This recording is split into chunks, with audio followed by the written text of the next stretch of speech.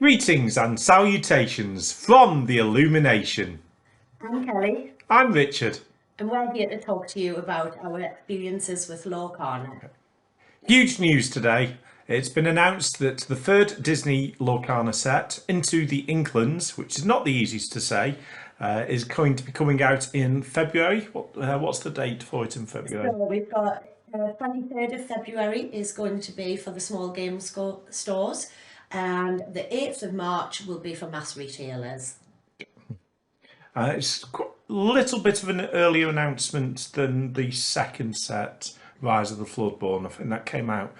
It was about 8 or 9 days after the general release of the first chapter, and I think this is 6 days after general release. Something along those lines. Do you think that it's been pushed because of some of the leaks? Potentially, but it's only a few days early. But it's great to see. There's some big reveals already. Some new sets, well, new films and TV shows are coming into it, which we've not had a TV show come in as yet, Not have we? that, no. So I was quite excited about Perdita from the 101 Dalmatians, but I know that there was bits and bobs going to be in there as well, character-wise. Yeah, shall we go through all the ones that we know already into the set? So, as you say, there's 101 Dalmatians, more Treasure Planet. Obviously, we had John Silver in the first chapter, so it's going to be more of the characters from that. And one I'm most excited about is DuckTales is coming into it. Anyone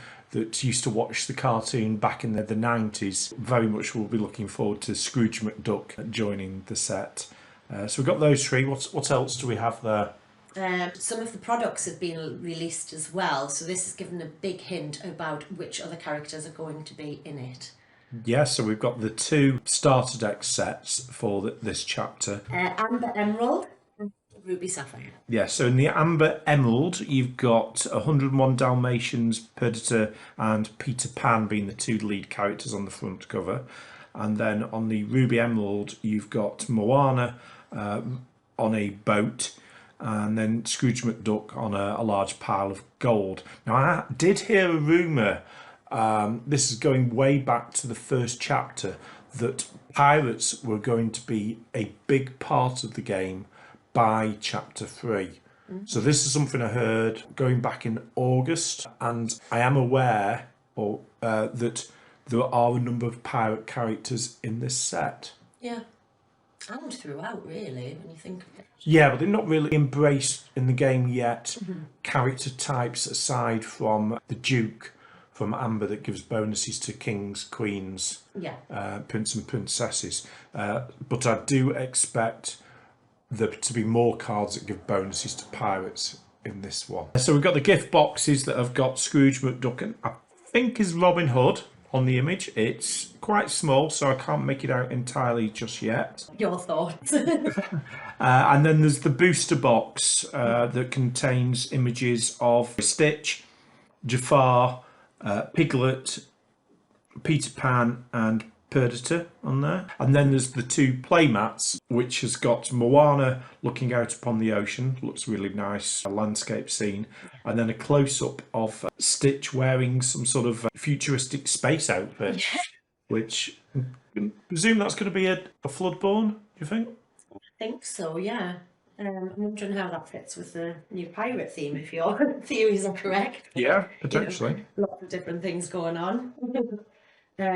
So yeah, with the new set, you'll get, similar to the previous ones, there'll be 2 starter decks, booster box, we believe Illumineer's Trove, what else have we got there? And there'll be a gift set. There's 2 player mats that we know are available as of yet, 2 lots of card boxes, and 2 lots of sleeves as well.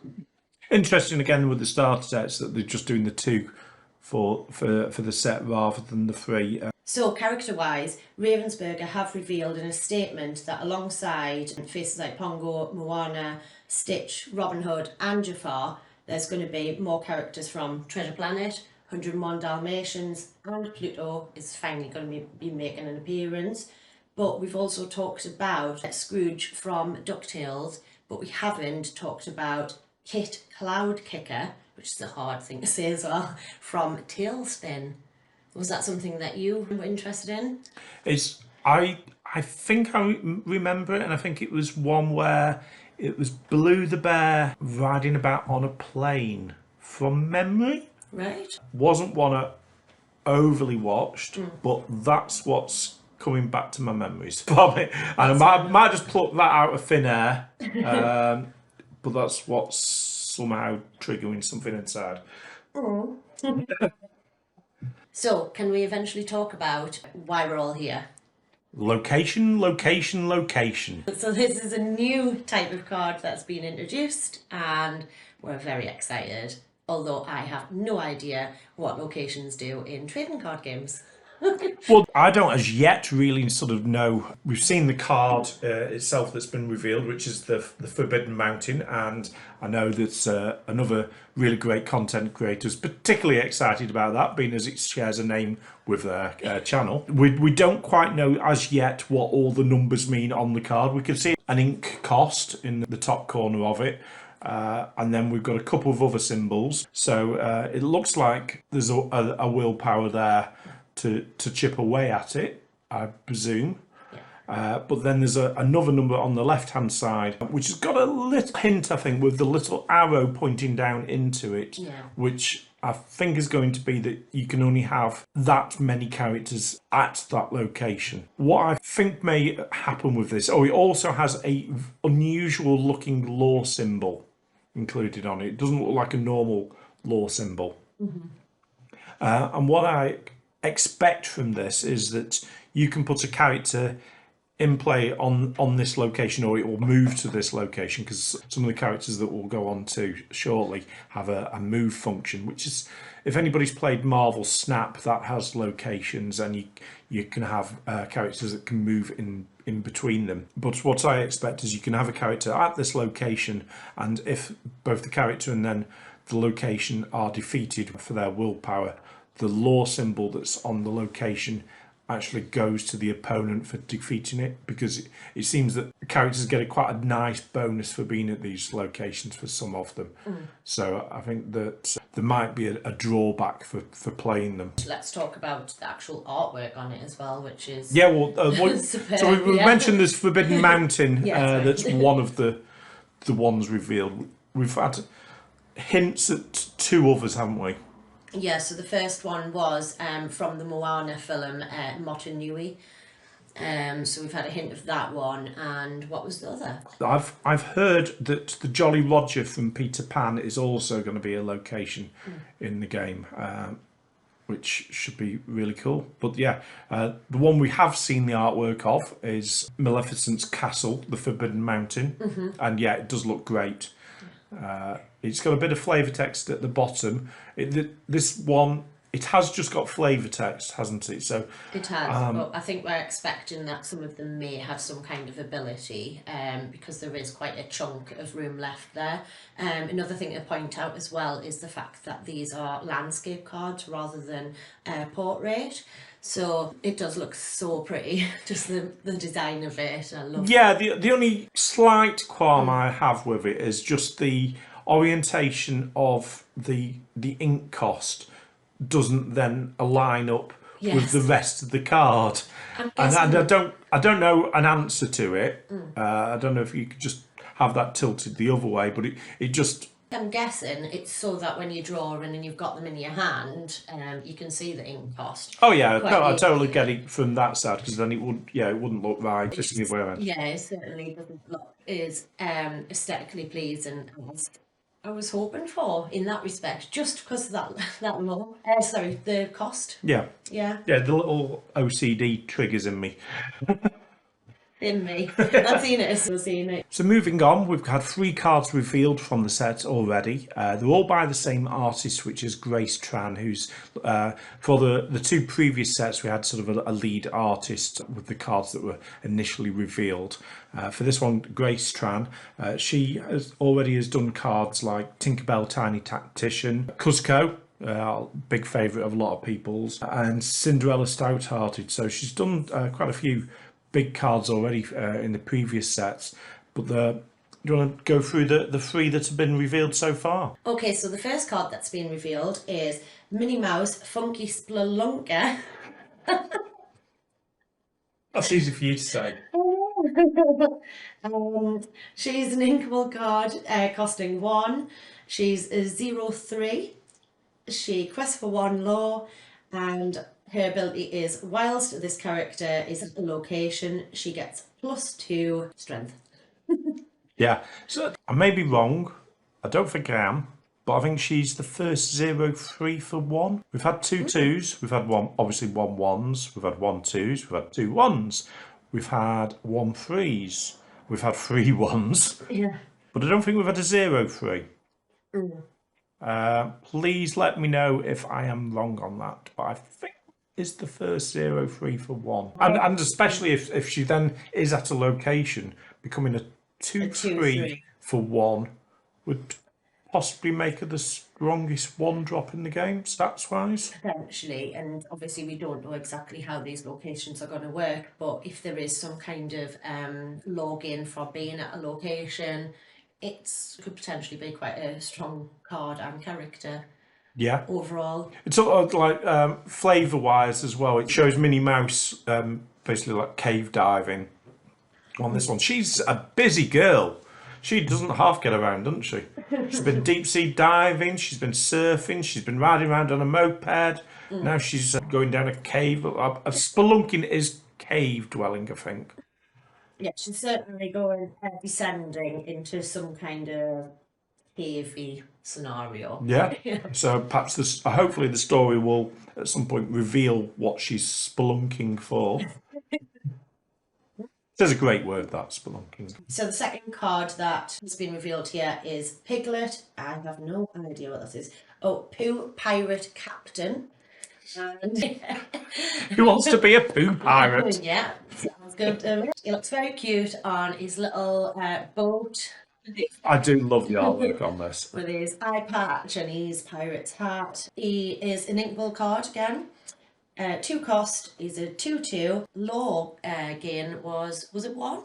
Yeah. That we've seen for this one. His ability, while you have 2 or more other characters in play, this character gets +2 law, which is another really good card for a 2-drop. Immediately that just screams that it's going to be in the Amber Steel sort of Rockstar Stitch deck, where you just go wide very quickly. Yeah. You know, you can sort of comparing it perhaps to the new Pinocchio from Rise of the Floodborn, which is a 1/1 for 2 and is already questing for 3 law. So it's sort of competing in the same area as that, but this one, and obviously it's an amber rather than amethyst, so you're dropping it into probably amber steel decks. It is a super rare, it's been revealed, and it is a Dreamborn Hero Pirate Captain. So it ticks quite a few different boxes Yeah. of what it is there. The fact that it's a pirate captain, as I mentioned before, there's something to be looking out for. I do expect other bonuses for pirates and captains in the set. I think that could be potentially a very good card. I love the little text at the bottom as well. Ahoy! There's law out there, and I'm gonna find it. A good gonna find it. And the final card that has been revealed is Peter Pan, Lost Boy. What does that actually say? Leader. Lost Boy Leader. Makes sense. He's an inkable card. He's 4 cost, 3/3, 1 law gain, and his ability is once per turn, when this character moves to a location, gain law equal to that location's law. Yeah. Yeah. Yeah, it's that funny other sort of law symbol. This does sort of then obviously hint at the fact that a character can move location each turn. I'm guessing that a character can move once per turn to a location. You can potentially swap them about. Yeah, I'm curious as to how the characters will be able to move. Would it be just a straight, once per turn you're allowed to move, or there's a cost for it, or how is that enabled? As I say, not played trading card games before Lorcana, and I know that there's locations in certain other ones, but they might work completely different to this. So yeah, I'm excited to find out. Yeah, yeah, it's be interesting to see. Hopefully, we'll get that sort of information in the next few weeks as more sort of like leaks and reveals come out for you. Because with Rise of the Floodborn, they did something similar to this of like just a very small amount of cards. I think it was more than 3 though on the that very first initial. I think there was like 7 or 8. I think it was sort of like a common in each colour, and then we had the big Cinderella stout-hearted in the very first reveal, because I remember like everyone was super excited about the resist mechanic. So we may get another batch of reveals fairly soon, and then it go quiet for a few weeks until they start ramping it up towards the launch. Yeah. I am concerned though about the leak side of things rather than the actual reveals. Like, I'd prefer to see reveals rather than reveals of leaks. Yeah, Yeah. because I think everyone's sort of aware of the were leaks it was the day of the launch, wasn't it, of Rise of the Floodborn, that 15 cards, all of the rare rarity, were sneaked out from a warehouse or something like that, that did mention location. So we did sort of know that they were coming. We've not shown them on any of our social media platforms, and I don't think it's fair to do so to either the artists or any other content creators that could potentially have these as reveals. But hopefully no more will be coming out before they officially are meant to. So, like Enchanted as well, I think that was a shame from Rise of the Floodborn. It's such a nice thing in chapter 1 that we didn't know about them until the day of the set coming out, and everybody was like super excited to be getting them out in the packs, and they got revealed in the few days beforehand, and that spoils it, I think. Yeah, totally agree. I think it just takes away from that excitement, if not, for other people's benefits, the whole thing with content creators being able to do that reveal, it just takes away that excitement of the game and the card pulling and that aspect of it, of actually collecting something to see what surprises you might get. I think they're very good with regards to revealing the sort of sets over a space of time, but revealing everything is a bit, especially if it comes from leaks. Would you prefer it to not have any reveals at all before the set came out, and then it's like the day of, actually physically having the cards in hand, that would be your first reveal of these cards? Or do you like the sort of drip fed out before the set comes out? A bit of both. I think I prefer either a partial reveal or no reveal at all and see what you get. So I quite like that sort of surprise thing, when you open your Christmas presents, you don't want to have been rummaging through the cupboards beforehand and finding out what they were.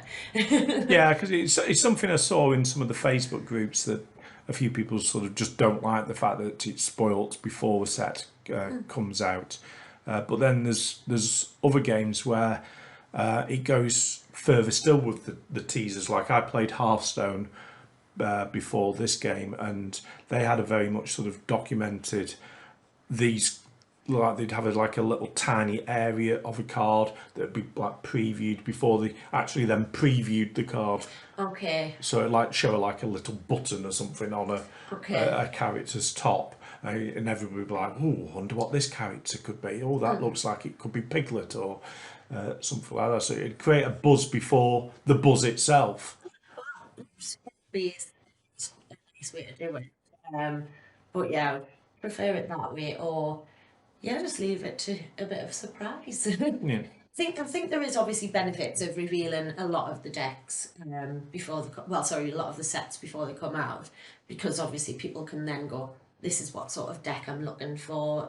Things like buying even a starter pack to help get certain things that they need. I get that, but I do like the surprise element. Yeah, obviously it creates a buzz before the set comes out. You're already sort of planning what you'd like to then be doing with it. But as shown when we went through our top tens of the cards, prior to Rise of the Floodborn came out, people can get it very badly wrong on which cards we think are going to be the best, because most of my top 10 Bond. I can't really even remember what I had on mine, but I know that Grand Pappy was number one for something. I don't know if it was. It was your number one. Number one. Your number one was Grand Pappy. My number one was Bibbidi Bobbidi Boo. They're both barely appearing in decks. Yeah. They're certainly not in the top tier decks.